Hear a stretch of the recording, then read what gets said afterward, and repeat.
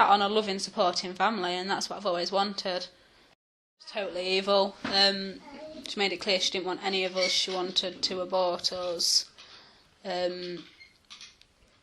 She provided no emotional support to any of us for years. And more than anything, even still today, you still want your mum. You know, I'm 21, but I still want my mum. And then you find yourself looking to other people to provide that support and that love and that nourishment. But it's the knock-on effects, the low confidence, don't believe in myself, don't believe in what I'm capable of. And then, like now, the impact it's having on my family, because I'm now paranoid about my parenting abilities, because I don't know what a parent should be like.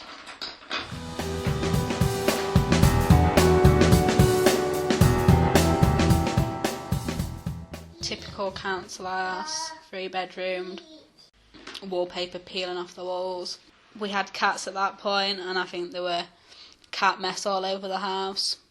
You know, the house was filthy, we was filthy. Lucky if we got a bath once a fortnight, and that were only if I remembered to put the hot water on to do it myself. Probably the same bedding on the bed for months, if not years. Total dump, really, to be honest. I look back and see what we lived in and just shocked. I wouldn't leave an animal in that condition.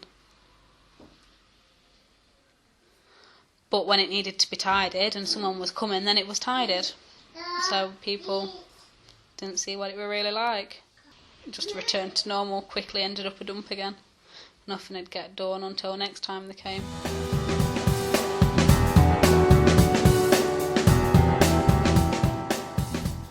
There were days I'd go home for dinner and no one had been, and I'd be sat at the neighbour's all dinner waiting for her to come back because she'd promised us a chippy, and you know, it never happened, so I'd just go back to school and I'd had nothing to eat. If I didn't do anything myself, I didn't eat, so it had to be done. I think the only dinners that we ever shared is if we went to our grandparents, or, you know, Christmas dinner, we all sat together.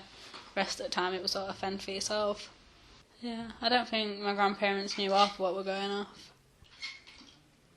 I hope they didn't, because if they did, then they failed us.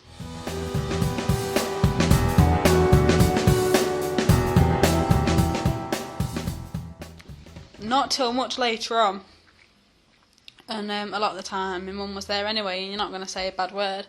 And as far as I was concerned, she was my mum, I loved her. You keep your gob shut, and that's what you were taught, that, you know, there was the enemy, you kept your gob shut, or otherwise you were taken into care.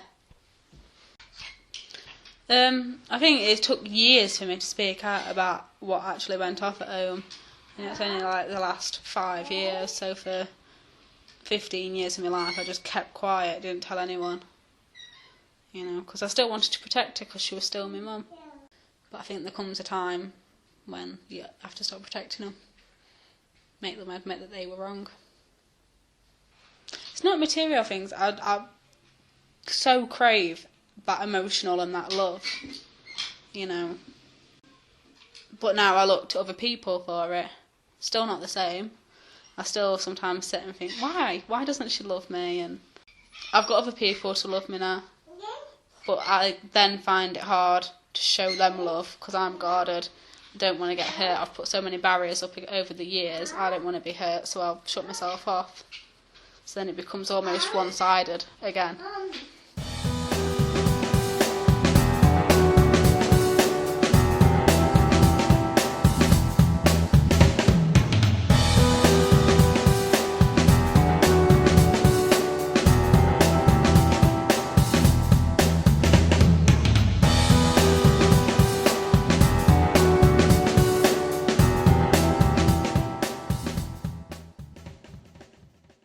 Any need that isn't being met is neglect. You know, yeah. So many different levels.